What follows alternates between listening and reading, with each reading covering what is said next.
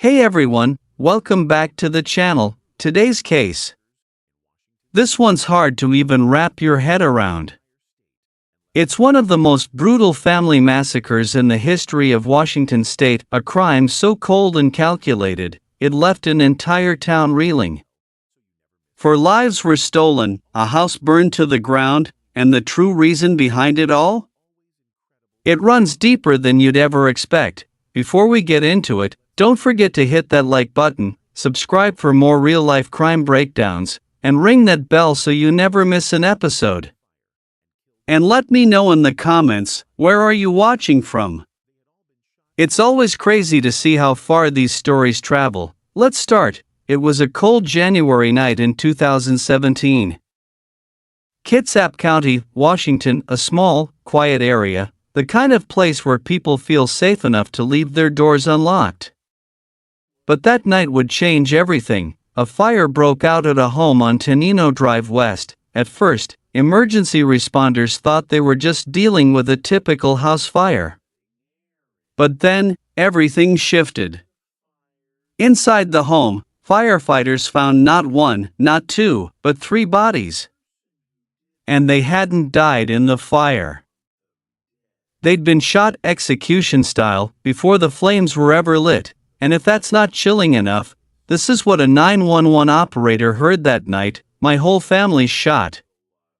Me too. The voice belonged to Hunter Shop, just 16 years old. Gasping for air, bleeding out, Hunter called for help with what strength he had left. 13417, Tenino Drive West. "Come now." Those were some of his final words. The call cut off before dispatchers could get more information. What happened next? Even more disturbing, just 2 days later, a 4th body was found, this time in the middle of a tree farm, deep in the woods of Mason County. Inside a burned-out Ford F-150 truck lay the remains of Johnny Coryaga, the father. Shot. Burned. Left for dead in complete isolation. Let's pause. Who would want this family completely erased, not just killed, but burned, hidden, and silenced? The Coryaga family seemed like any other loving household. Johnny Coryaga, 43, was well-liked in the community. He ran businesses, smiled at neighbors, seemed like the friendly guy you'd get tacos from after school. His wife, Crystal, 37, ran a popular coffee shop called Kale's Java Hut. Together, they also owned Juanito's Taco Shop. Hardworking, involved, and respected, that was the image. When they got married in 2009, they each brought a son into the marriage: Hunter, Crystal's son, and Jonathan Felipe Higgins, Johnny's. Both were 16 at the time of the murders. Everyone said they acted like brothers, full of energy, jokes, and teenage antics. The family was blended, but tight-knit. From the outside, they had it all: successful businesses, a happy home, and 2 teenage sons who seemed to get along well.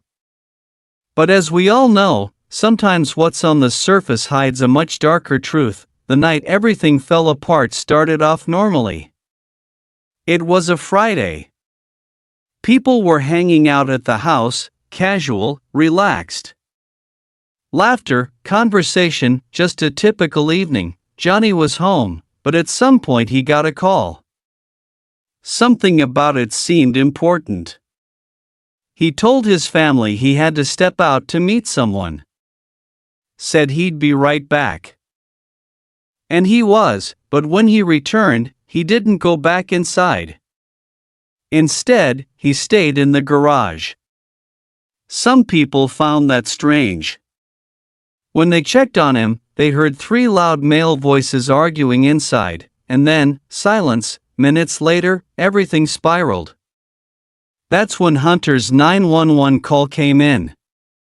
That desperate voice, begging for help. We now know that after the call, Hunter was suffocated with a pillow. Then shot in the head. Just 16. Murdered in cold blood. When first responders arrived, they couldn't even get inside right away. The house was engulfed in flames. But once the fire was under control, they made a horrific discovery. 3 people, Crystal, Jonathan, and Hunter, were already dead. And here's the part that'll send chills down your spine: it wasn't random. It was carefully orchestrated. Inside the home, fire logs soaked with accelerant had been placed strategically under the beds of each victim. That's right, someone had made sure the fire would ignite in multiple places at once. Windows had been smashed out with large rocks, likely to feed the fire with oxygen. This wasn't someone losing their temper. This was planned. Precise. Intentional, but why? That's when investigators found something that made the motive even murkier. In the master bedroom, over $50,000 in cash was hidden inside a locked box. On top of that, there was another $7,000 stashed away in a separate money bag, and here's what's wild: none of it was touched. So this wasn't a robbery. The killer or killers weren't after money, they wanted revenge. With that, the focus shifted. Who would want this family dead? Who would take the time to cover their tracks so thoroughly? As detectives started to pull back the layers of Johnny Corriaga's life, they uncovered something unexpected. By day, he was a restaurant owner and coffee shop manager. But by night, Johnny was reportedly involved in something far more dangerous: drug trafficking. Police later alleged that Johnny had been moving kilos of cocaine from California to Washington every few months, a high-stakes, high-risk operation. And his clientele? Not just everyday users. Among them were alleged members of a notorious outlaw biker gang, the Bandidos Motorcycle Club. If you've never heard of the Bandidos before, stick around.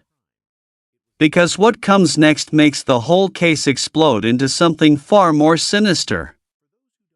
Let's go deeper into the story, because what looked like a horrifying, isolated tragedy was really part of something much larger, much darker, and far more dangerous than anyone in Kitsap County realized at first. So, back to Johnny Corriaga. He looked like your everyday small business owner, right? Family guy, taco shop, coffee stand, neighborhood smiles. But behind the scenes, police allege he was running a covert drug operation, smuggling kilos of cocaine from California into Washington, distributing to a local network of dealers. Now here's where it starts to turn from tragic to terrifying. Some of the people Johnny was dealing with weren't just minor players in the drug scene.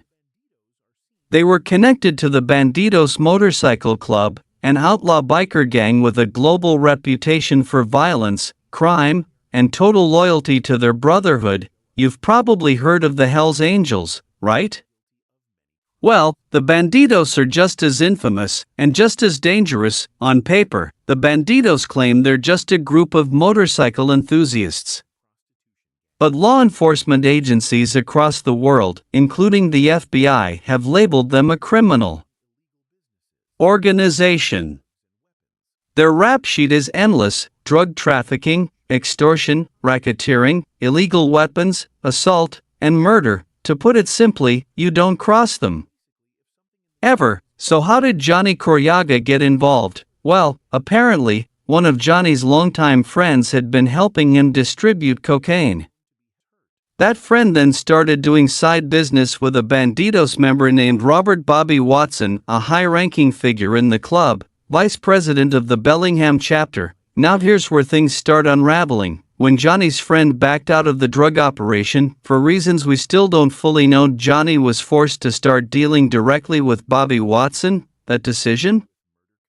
It may have sealed his fate. Police believe that during one of Johnny's regular trips to California to pick up product, Bobby Watson went with him. And during that trip, something went wrong.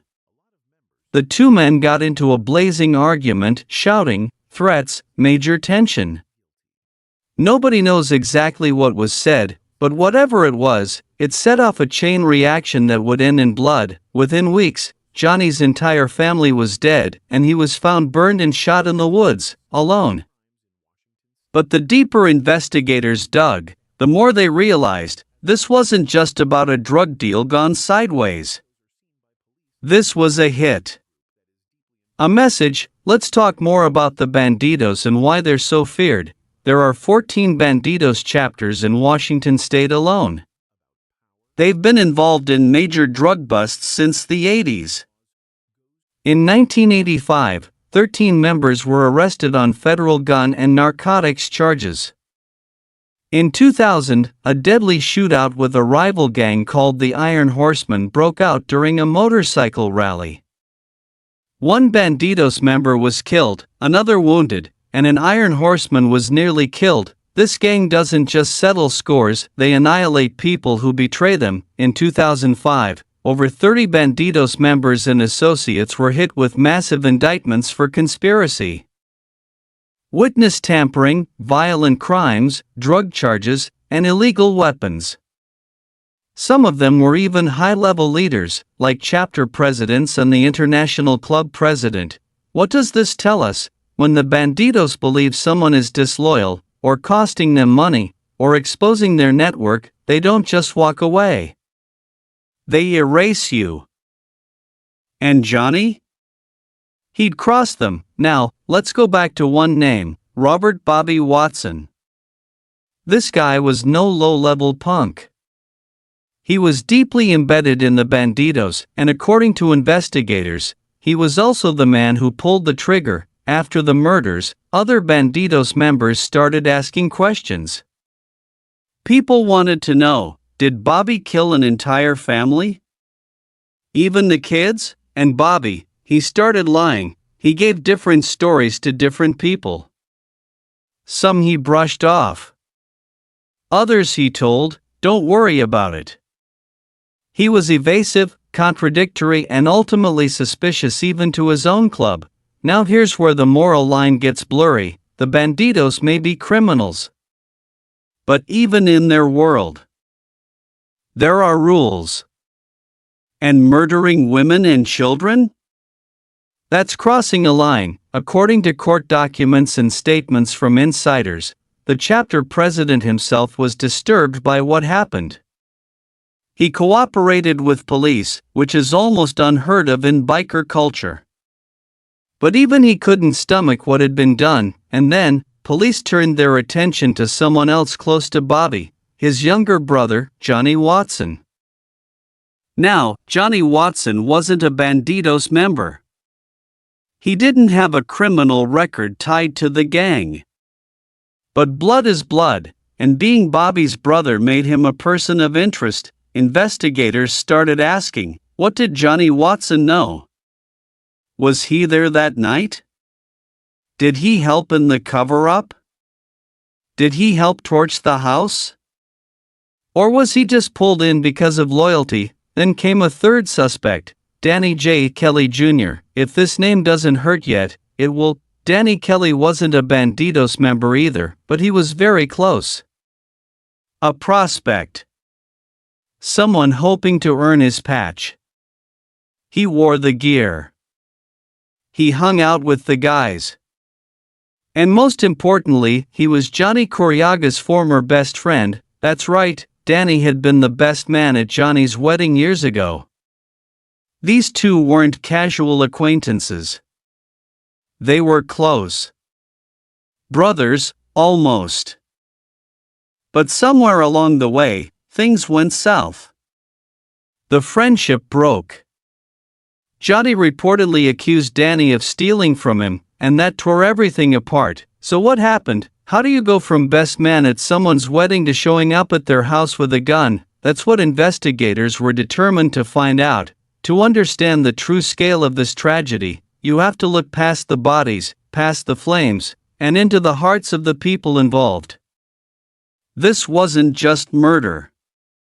This was betrayal at every level. Friends, brothers, partners, turning on each other in the name of money, pride, and loyalty to something darker than family. by late 2022, detectives had seen enough.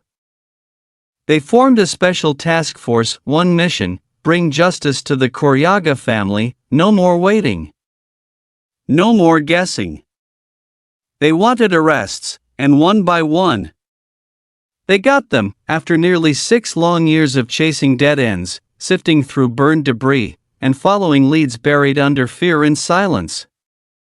Authorities finally closed in. The special task force zeroed in on 3 men: Robert "Bobby" Watson, the alleged shooter, vice president of the Bandidos Bellingham chapter; Johnny Watson, Bobby's younger brother, suspected of aiding in the murders; Danny J. Kelly Jr., Johnny Coryaga's former best friend turned alleged co-conspirator.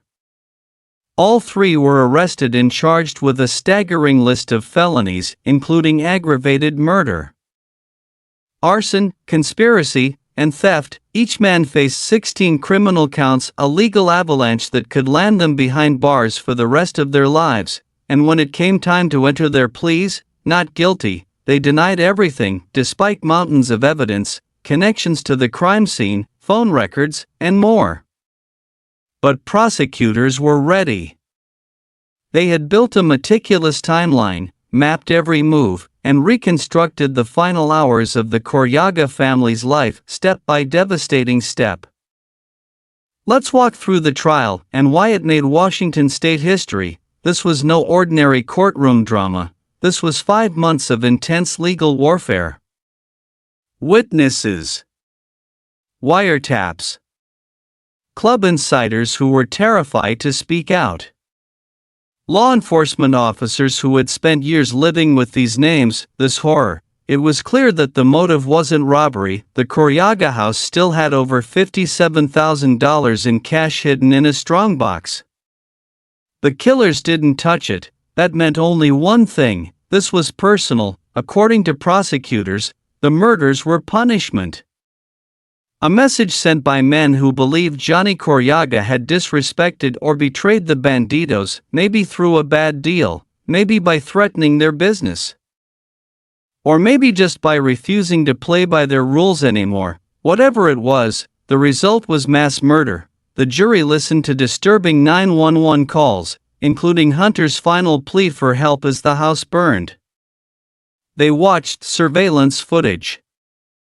They heard testimony from gang experts who explained how the Bandidos enforced loyalty with violence and fear, but nothing hit harder than the victims' families. Let's talk about the courtroom that day, May 7, 2024.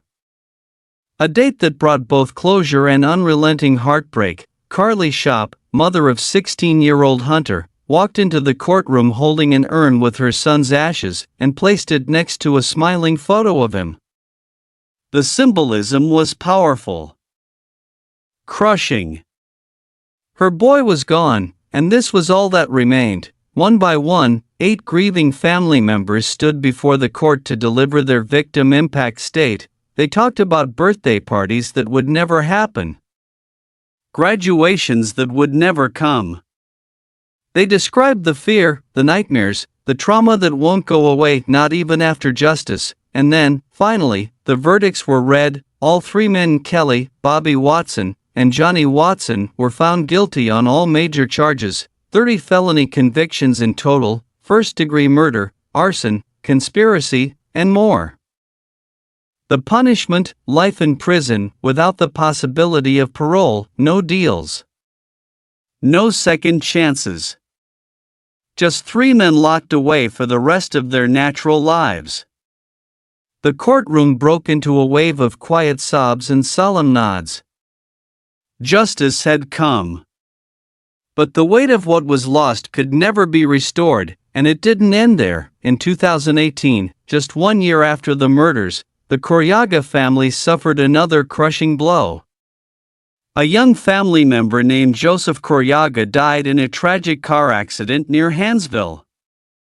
It was another hole punched into a family already torn apart. You could hear it in their voices during sentencing. The grief was deeper than any courtroom could contain. This wasn't just about losing loved ones. This was about watching a family lineage disintegrate, ripped apart by betrayal, greed, and cruelty. So, what are we left with? Let's take a moment to really absorb this story. This wasn't just some backwoods crime. It wasn't just drugs or biker drama. This was about what happens when loyalty is weaponized, when old friendships twist into fatal rivalries, when people become expendable to maintain silence. It's about how a coffee shop owner and father of two, someone who smiled at customers in RA. It's about the dark underbelly of organized crime, not in some far-off country or gritty metropolis, but right in small-town Washington state, the most haunting part. Johnny Coryaga may have made mistakes. He may have dealt drugs. He may have known dangerous people, but his family didn't deserve to die for that. Not his wife, not his teenage stepsons, not Hunter, who begged for help before he was silenced, not Jonathan, whose smile lit up the house, not Christale, who ran her coffee shop with kindness and passion. Their lives were taken as collateral damage in someone else's war. And now, all that's left is a cold reminder of how quickly darkness can overtake the light, even in a house full of laughter. So what can we take from this? Stay aware. Ask questions. Understand that sometimes, the most brutal crimes don't happen in the shadows, they happen in plain sight, in homes that look just like yours. If this story gripped you, like the video, subscribe to the channel for more deep dive true crime content, and tell us in the comments which moment in this case stunned you the most. Until next time, stay safe. Stay sharp. And remember, evil often hides in the ordinary.